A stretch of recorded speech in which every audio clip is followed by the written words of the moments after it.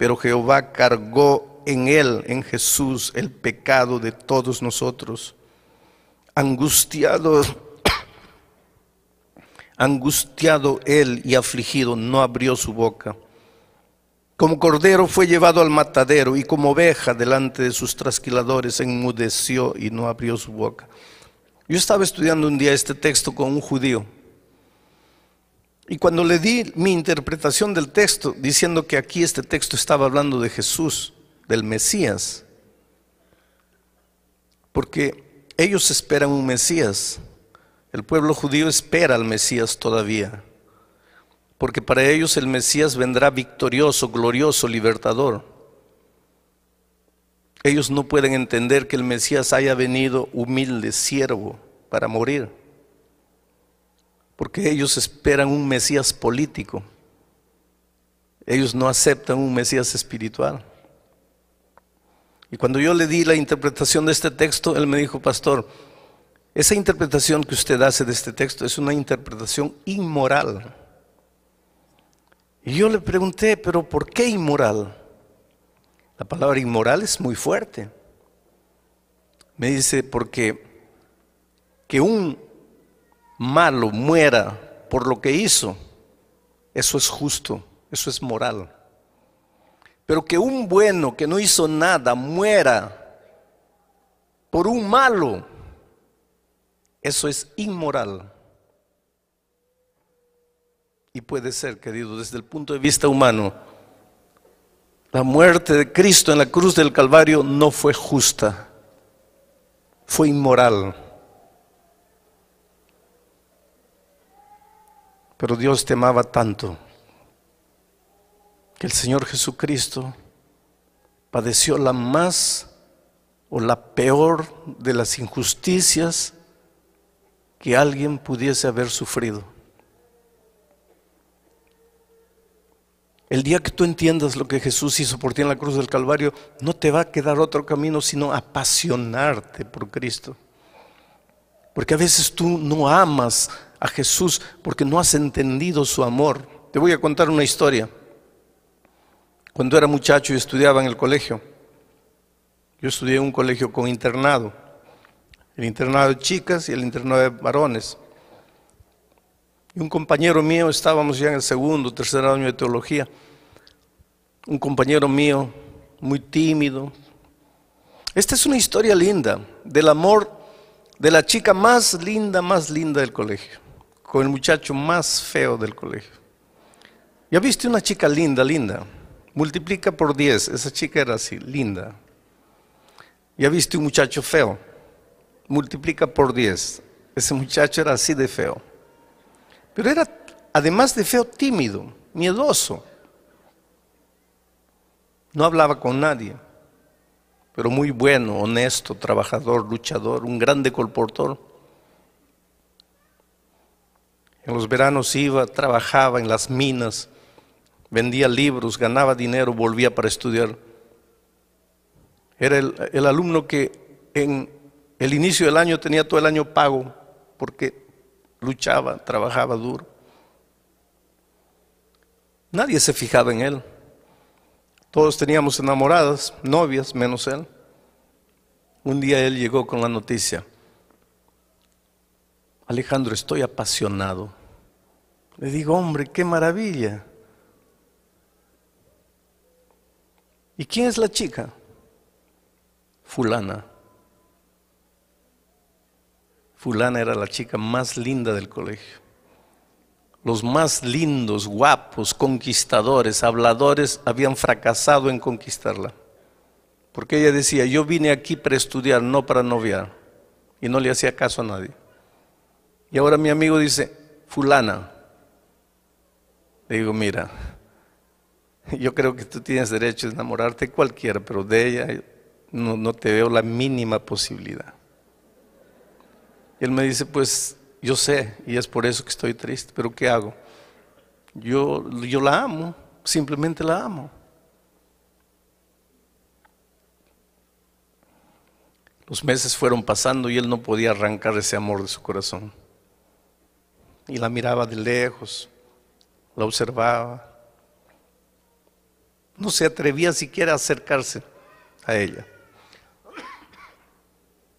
Un día anunciaron que ella se iba del colegio. Estaba debiendo 3 meses la mensualidad, no podía pagar, parece que la familia estaba atravesando dificultades. Ella se iba del colegio. Y cuando este muchacho se enteró que ella se iba porque estaba debiendo, se fue al gerente de la institución y le dijo así: miren, yo tengo todo el año pagado. Quien se va a ir de la universidad soy yo, me voy. Y con el resto del año que yo tengo pagado para mí, quiero pagar la cuenta a la chica. El gerente le dijo: pero ¿por qué? El dinero es mío y yo quiero hacerlo. Solo quiero una cosa: no le digan a ella que yo fui. Díganle que el colegio le está dando una beca, cualquier cosa, pero no quiero que ella sepa lo que yo hice. El muchacho se quedó un tiempo más sufriendo. La chica se quedó. Ahora estaba pago. El muchacho estudió un poco más. En poco tiempo se iría a seguir colportando. Un día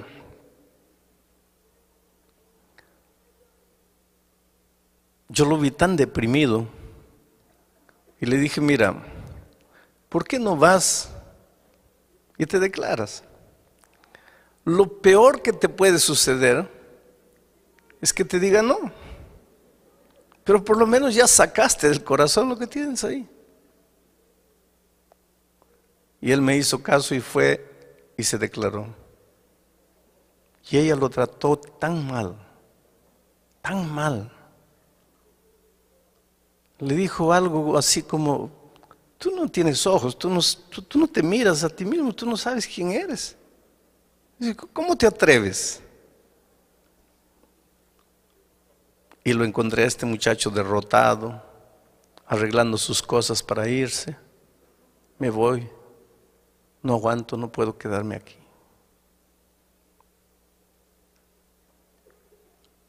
Un día me encontré con la chica.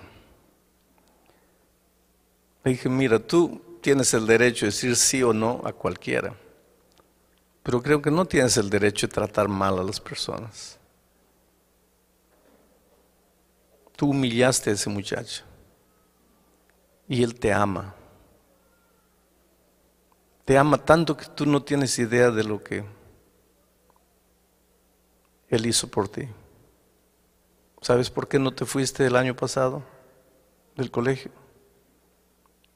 ¿Sabes por qué él salió del colegio? No, porque yo recibí una beca. No, no fue una beca. Fue él que pagó tus cuentas. Ella fue al gerente, agarró al gerente. Le dijo: dime la verdad. El gerente le dijo: es verdad. Ella se sintió humillada, desapareció por unos días. Yo me arrepentí de haber dicho lo que dije. El tiempo pasó, 1 mes, 2 meses, yo trataba de evitar esa conversación con mi amigo, con todos. Un día él me busca y me dice: tengo una noticia que no vas a creer. ¿Qué noticia? Estoy enamorando. Bueno, gracias a Dios, ya te libraste del otro sentimiento. No, estoy enamorando con ella.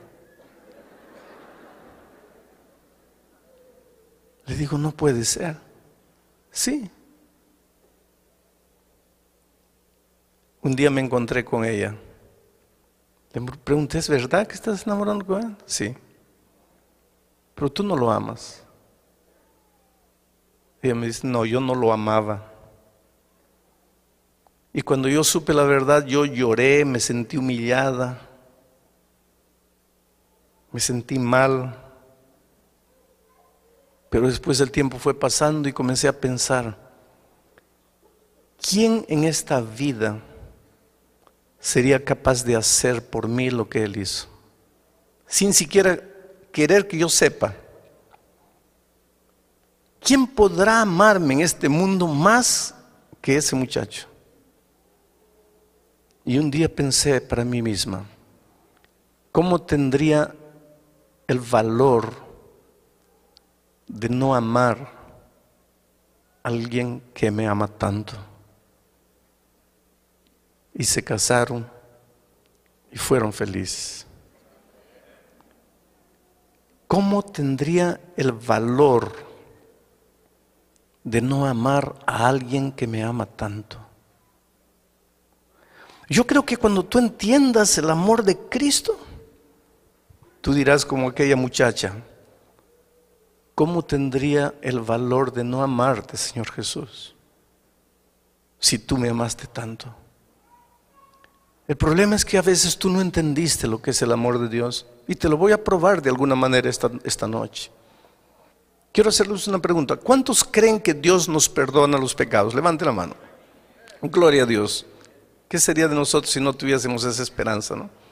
La maravillosa esperanza del perdón. Solo que cuando ustedes levantaron la mano, ustedes estaban pensando en un tipo de perdón que para Dios no existe. Ustedes estaban pensando en el tipo del perdón humano. Y tú vas a preguntar, pero pastor, ¿cuál es la diferencia? Te voy a explicar la diferencia. Yo tengo un muchacho, un hijo, y aquí hay un vaso de cristal, finísimo, una raridad. Y le digo, hijito, no toques. Abro paréntesis. Padres queridos, enseñen a sus niñitos desde que están gateando a no tocar lo que no tienen que tocar. Si ustedes quieren enseñarle eso cuando son adolescentes, ya es demasiado tarde. No es porque pequeñito, déjalo tocar, déjalo pobrecito, no sabe lo que hace. No, nunca vas a ver lo que hace si tú no colocas límites desde cuando ellos todavía no aprendieron a raciocinar. Límites, la vida está hecha de límites. No te dejes llevar por la corriente frívola, vacía, hueca de este siglo que no conoce límites. Cierro paréntesis. Le digo a mi hijo, no toques esto. Hago un trato con él. Mira, hijito, si yo te veo tocando esto, mira, vas a recibir una palmada en la mano. ¿Está cierto? Está bien. ¿Entendiste? Entendí. ¿Qué te dije? Que si yo toco, recibo una palmada. Entonces, ¿estamos claros? Estamos. Me voy. 3 días después vuelvo y lo encuentro a mi hijo no solo tocando, sino destruyendo el vaso de cristal. Y cuando él me ve, ya sabe que nosotros teníamos un trato. Cuando él me ve, inmediatamente sus ojitos se abren asustados y salen de su boca 3 palabras, 2 palabras: Padre o papá, perdóname. Cuando él dice papá, perdóname, ¿qué es lo que está queriendo decir? En otras palabras, ¿qué está diciendo? Papá, no me pegues. Ahí yo lo miro, siento compasión y digo, está bien, hijito, te perdono. Cuando yo le digo, está bien, hijito, te perdono, ¿qué es lo que estoy queriendo decir? Está bien, hijito, no te voy a hacer nada. Mi hijo se va saltando feliz y yo también me voy contento. ¿Perdoné a mi hijo, sí o no? Claro, perdoné. Porque para nosotros perdón es ausencia de castigo, liberación del castigo. Él erró, merecía el castigo, dijo, papá, perdóname. Mi corazón se enterneció, lo perdoné, está libre del castigo. ¿Perdoné o no perdoné? Perdoné. Ese es el perdón humano. Pero con Dios ese perdón no existe. ¿Sabes por qué? Porque Dios es Dios. Y su palabra es eterna. Su palabra no cambia. No es como la mía que digo, vas a recibir y después no, ya no vas a recibir. No, no es así. Yo soy hombre. Mi palabra cambia, pero la palabra de Dios no cambia nunca. Y la Biblia dice, la paga del pecado es la muerte. Por lo tanto, quien pecó tiene que morir. No hay otro camino. Y la Biblia dice más, todos nosotros pecamos y por lo tanto estamos destituidos de la gloria de Dios. La Biblia dice más, no hay justo ni siquiera uno. Todos merecemos morir. Todos nosotros estamos condenados a muerte. Todos nosotros ya nacemos condenados a muerte. Pero no queremos morir. Nadie quiere morir. Entonces levantamos los ojos al cielo y decimos, Padre, perdóname. Cuando le decimos, Padre, perdóname, ¿qué es lo que le estamos queriendo decir en otras palabras? Padre, yo pequé y merezco morir, pero no quiero morir. Si Dios fuese hombre, ¿sabes lo que diría? Ah, ¿no quieres, hijito? Entonces está bien, hijito, puedes irte, ya estás perdonado. Si Dios fuese hombre, haría eso. Pero Dios no es hombre. Dios es Dios. Y su palabra es eterna. Y si dice que el salario del pecado, la paga del pecado es la muerte, entonces la paga del pecado es la muerte. Y por otro lado, el enemigo de Dios está bien atento a lo que va a hacer Dios. Porque si Dios le dice al hombre, pecaste, pero estás libre, viene el enemigo y dice, espera un poco, ¿qué dice tu palabra? El salario del pecado es la muerte. Él pecó, ¿por qué lo estás dejando ir? Por otro lado, si Dios hace que el hombre muera como consecuencia de su desobediencia, viene el diablo y dice, qué abusivo eres, pobrecito, solo porque es una cosita. Parece que el diablo lo agarra a Dios entre la espada y la pared. Si Dios hace una cosa, está mal. Si Dios hace la otra cosa, está mal. ¿Qué hace Dios? Ahí entra el amor maravilloso de Cristo. Porque Dios quiere perdonar al ser humano. Dios quiere que el hombre no sufra la consecuencia de su desobediencia cuando él se arrepiente, cuando él reconoce que está en pecado. Pero tiene que cumplir al mismo tiempo su palabra que dice que el salario del pecado es la muerte. Ahí se levanta la persona maravillosa del Señor Jesucristo. Porque Jesús le dice a su Padre, Padre, mira, antes de que el hombre sufra las consecuencias de su desobediencia, porque todos pecaron y están destituidos de la gloria de Dios. Todos pecaron y están condenados a morir, pero Padre, antes que el ser humano sufra las consecuencias, déjame ir a la tierra como ser humano. Y el Padre permite que su Hijo se haga hombre. Y el Señor Jesucristo viene a esta tierra como un ser humano. No se vistió de ser humano. No se disfrazó de ser humano. Se transformó en ser humano, ser humano. Humano como tú. Pero nunca dejó de ser Dios. Fue plenamente Dios y fue plenamente hombre. No vamos a entender el misterio de la encarnación. Pero vino y en esta tierra fue tentado en todo. No hay una tentación que tú sientas en la vida que Jesús no haya probado. La peor de las tentaciones. Tú puedes decir, no, pero en los tiempos de Él no había este tipo de... Querido, todas las tentaciones, de todos los tipos, de todos los tiempos, de todas las características, Jesús sufrió en carne propia. En el desierto, las 3 tentaciones que Él sufrió abarcaban la vida toda en su plenitud. Fue tentado al máximo. Y te digo más, Él sufrió una tentación que tú y yo no podemos sufrir nunca. ¿Sabes cuál es? Jesús era Dios, pero cuando vino a esta tierra hizo un trato con su Padre que en esta tierra no usaría sus poderes divinos sin el consentimiento de su Padre. Y el diablo trataba de que él usase sus poderes divinos para él, sin el consentimiento del Padre, porque sabía que si él hacía eso, pecaba. Esa tentación tú no tienes, porque tú y yo no tenemos poderes divinos, pero él tuvo. Y la Biblia dice, fue tentado en todo, pero sin pecado. ¿Quién me redarguye de pecado?, pregunta él. El enemigo, que es especialista en hacer pecar y después echarte los pecados en la cara. Yo lo desafío que apunte un mínimo, una partícula de pecado en la vida de Cristo. No hay. Por lo tanto, querido, Jesús como ser humano vino y obedeció. Y por lo tanto, si obedeció, merecía la vida. El ser humano desobedeció, y porque desobedeció, merecía la muerte.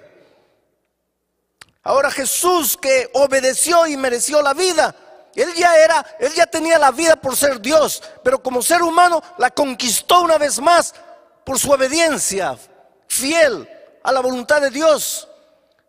Ahora Jesús se presenta delante de su Padre y le dice: Padre, en el principio eterno de la palabra dice que el hombre que peca tiene que morir, pero el hombre que no peca merece vivir. Yo fui a la tierra como ser humano. Fui tentado en todo, sin pecado. Yo merezco la vida como ser humano, aunque tengo la vida por ser Dios. Y el hombre merece la muerte. Entonces, Padre, en la palabra, en el principio eterno de tu palabra, no hay nada que diga que no puede haber un intercambio. Entonces la vida que yo conquisté porque obedecí, se la quiero entregar al ser humano. Y la muerte que el hombre merece porque desobedeció, la voy a tomar yo para mí. Y fue eso lo que sucedió en la cruz del Calvario. Un intercambio de amor. Pero qué fácil es decir: Jesús murió en la cruz del Calvario por mí. Oh, querido, yo quiero que entiendas una cosa. Jesús no era un loco suicida que tenía ganas de morir, no. Jesús era un ser humano, tan humano como tú y como yo. Él tenía instinto de conservación. Él no quería morir. Él era un ser humano completo, así como nosotros. Él tanto no quería morir que en la noche del Getsemaní lloró y sudó sangre. Y la ciencia prueba que en momentos de extremo sufrimiento el hombre es capaz de sudar sangre. Y si nunca te ha sucedido, perdóname, pero por más que hayas sufrido, no has llegado al momento del extremo sufrimiento.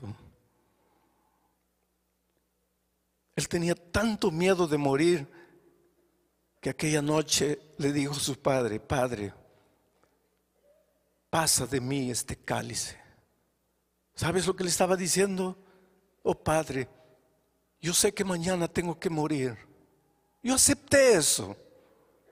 Tengo que morir, porque si yo no muero, va a morir la raza humana. Y yo amo al ser humano y no quiero que mueran. Y aunque yo tengo miedo de morir, yo acepto la muerte. Pero si tú pudieses hacer otra cosa para salvar al hombre sin que yo muera, oh Padre, yo me sentiría feliz, pero que sea hecha tu voluntad y no la mía. Y yo imagino que ángeles vinieron del cielo y le dijeron: Señor, si quieres, el Padre nos mandó, vamos de vuelta. Y yo te digo una cosa: hubo un momento, y tal vez tú nunca pensaste en eso, hubo un momento en que en las manos de Jesús estaba tu vida o tu muerte. Mi vida o mi muerte eterna en un momento estaba en las manos de Jesús aquella noche. Y yo no sé por qué me amó tanto, pero me amó y me ama. Y aunque tenía miedo de morir, aceptó morir. Para que entiendas mejor este asunto del intercambio, quiero que pienses en lo que pasó con la muerte de Cristo. Había un delincuente famoso llamado Barrabás, el peor de los delincuentes de aquel tiempo. La policía lo buscaba, la sociedad tenía miedo de él, y unos días antes de la muerte de Cristo lo aprendieron, lo juzgaron y lo condenaron a la muerte de cruz. La muerte de cruz era la peor de las muertes. ¿Saben por qué? Porque era una muerte sanguinaria, era una muerte fría, calculada, premeditada. La muerte de cruz era preparada para hacer sufrir, porque clavaban al hombre en una cruz, lo clavaban en las manos y en los pies. Eso no era una muerte para matar instantáneamente, porque si le clavasen en el corazón o en la mente, todavía. Pero no, lo clavaban en las manos y en los pies. ¿Quién muere porque le clavan las manos y los pies? Nadie. Y después levantaban la cruz y el hombre se quedaba colgado ahí, sangrando. La ley decía que nada podía dársele de comer, nada podía alcanzársele a no ser un poco de vinagre en una estopa y pasarle por los labios. Ahí estaba el hombre, colgado en la cruz. De día el sol caliente de aquellas tierras lo quemaba. La sangre chorreaba, se secaba en sus brazos. Las moscas venían, él clavado, no podía moverse. En la noche, el viento helado de la montaña lo castigaba como un latigazo. Al día siguiente, el sol de nuevo lo quemaba. A la noche siguiente, el látigo del frío de nuevo lo castigaba. Dependiendo de la resistencia física del delincuente, podía quedar un día, 2 días, 3 días, 4 días, 5 días. Llegaba un momento, porque la ley decía que solo podía ser sacado de la cruz cuando hubiese muerto, pero llegaba un momento en que el delincuente miraba y decía: por favor, mátenme, acaben con mi sufrimiento, no aguanto más. Y ese era el momento de la venganza de la sociedad. Nos hiciste tanto mal, nos hiciste sufrir, ahora muere. Siente el gusto de lo que hiciste con tanta gente inocente. Los peores asesinos, los peores delincuentes merecían eso. Y Barrabás fue condenado a ese tipo de muerte. Mandaron llamar al carpintero, porque había que preparar una cruz con las medidas del delincuente. Porque si el delincuente midiese 2 metros, ¿cómo lo iban a clavar en una cruz de 1,50? Entonces llamaron al carpintero. Y el carpintero tomó las medidas de Barrabás, tanto de largura, tanto de altura, etc. Fue, trabajó con la madera, seguramente colocó el nombre abajo: Barrabás, cruz de Barrabás. Llevó, recogió su dinero y se fue. Perdonen.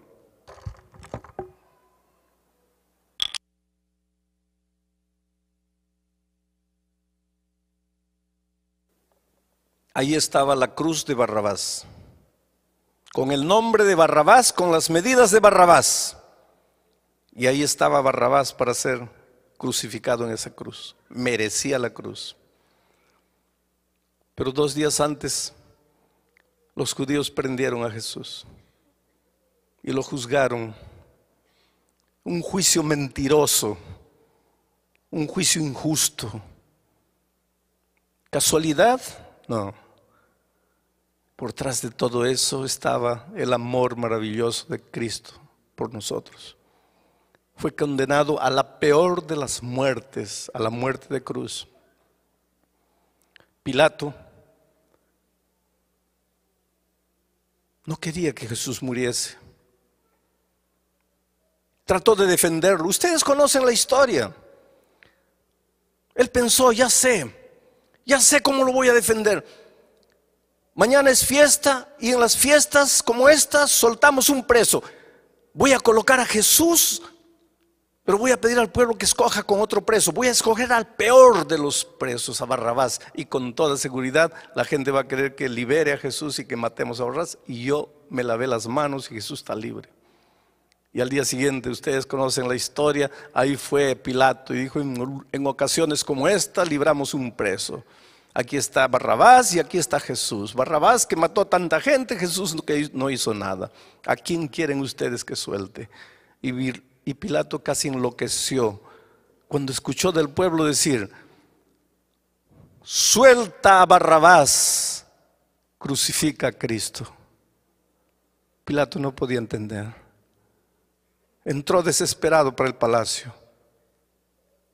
Vinieron los guardias, le sacaron las esposas a Barrabás. Yo creo que la persona que mejor entendió lo que quiere decir Jesús murió por mí fue Barrabás. Porque cuando se vio libre, yo imagino que Barrabás se comenzó a golpear la cara. Pensó, ¿qué pasa? Estoy despierto, estoy soñando, ya morí. ¿Qué pasa conmigo?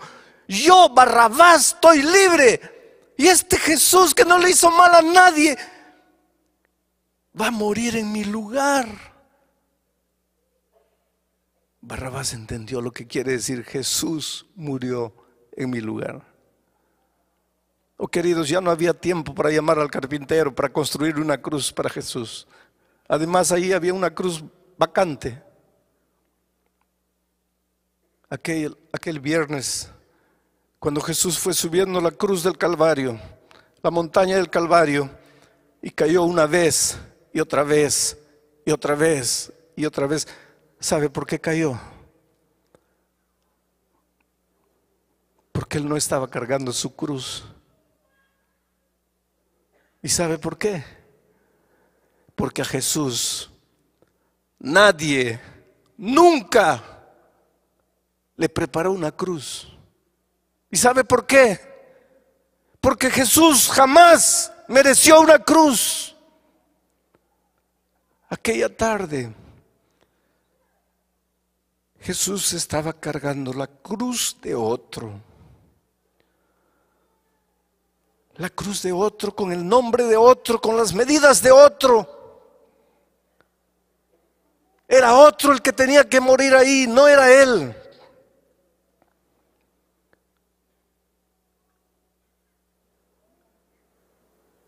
Llegaron al topo de la montaña,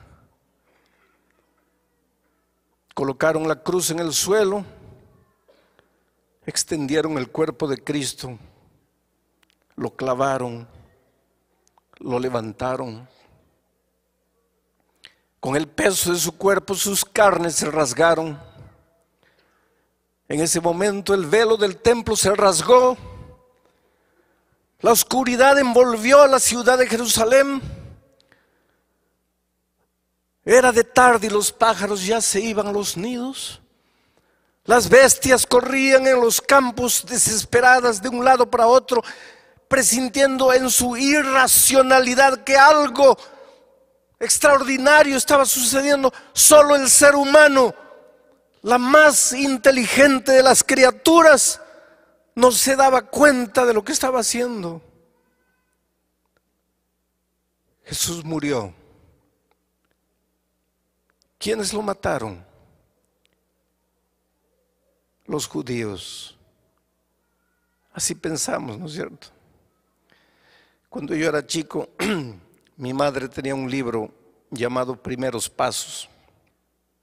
Ya no existe ese libro. Había ahí el cuadro de la crucifixión de Cristo. Y yo le preguntaba a mi mamá, ¿quién es este que está en esta cruz aquí? Ella me decía, ese es el buen ladrón. ¿Y este otro? Ese es el mal ladrón, hijo. ¿Y quién es este que está en el centro? Es el Señor Jesucristo que murió por nuestros pecados. ¿Y estos que están abajo, quiénes son? Y mi madre se llenaba de ira y me decía: hijo, esos son los perros soldados que mataron a Cristo. Y toda mi vida crecí pensando que fueron los soldados que mataron a Cristo. Hasta que un día,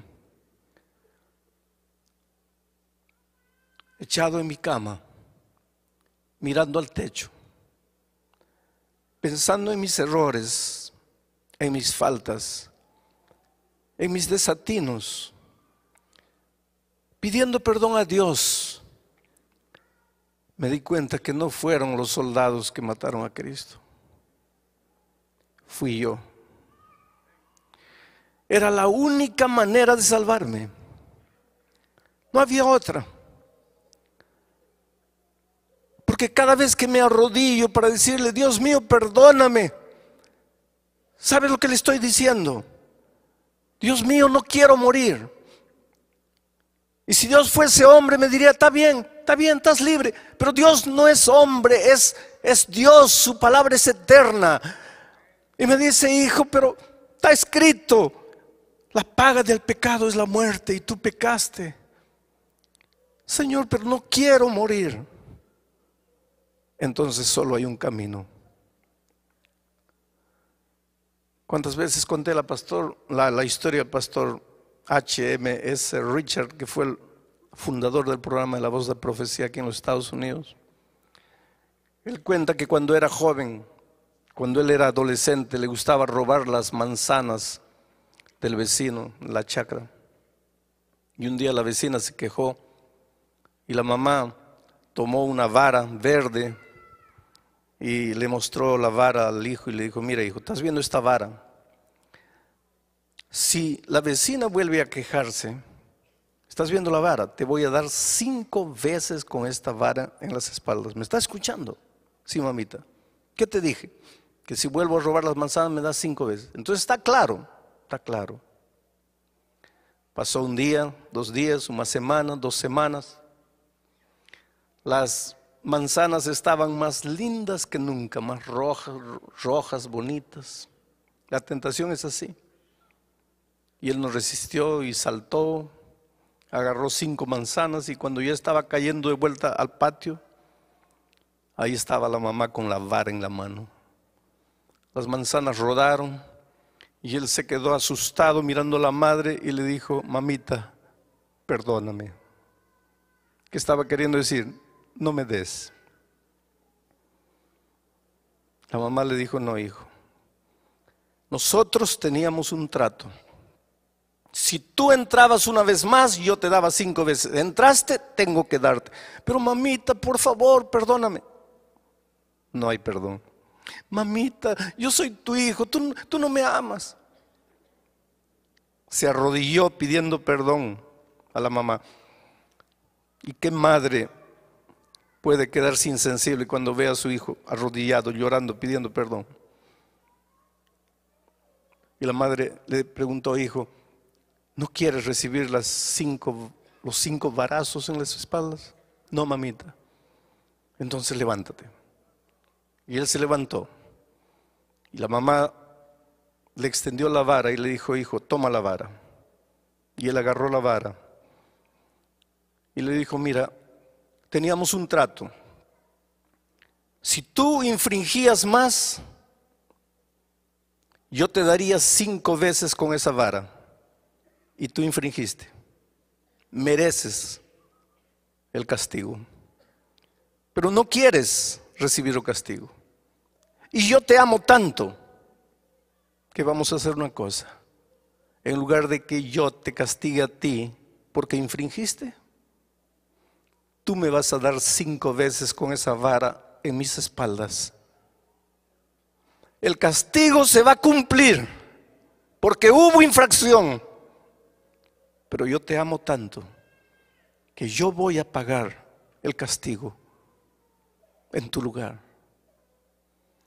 Y el pastor Richard cuenta la historia y dice: Yo no tuve el valor de castigar a mi madre por mi pecado. Pero nosotros, querido, sí tuvimos el valor de crucificar a Jesús en la cruz por nuestro pecado. Porque cada vez que tú te arrodillas para decirle, Dios mío, perdóname, ¿sabes lo que le estás diciendo?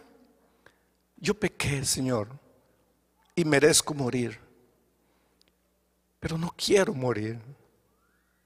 Yo sé que merezco la muerte, pero no quiero. Y entonces Jesús te dice, hijo, solo hay una manera de que no mueras. ¿Cuál es, Señor? En lugar de que tú mueras, yo voy a morir. Our hearts fly, made in the cosmic glow. Together we'll go. As we're chasing in this endless space, galaxies embracing our secret place.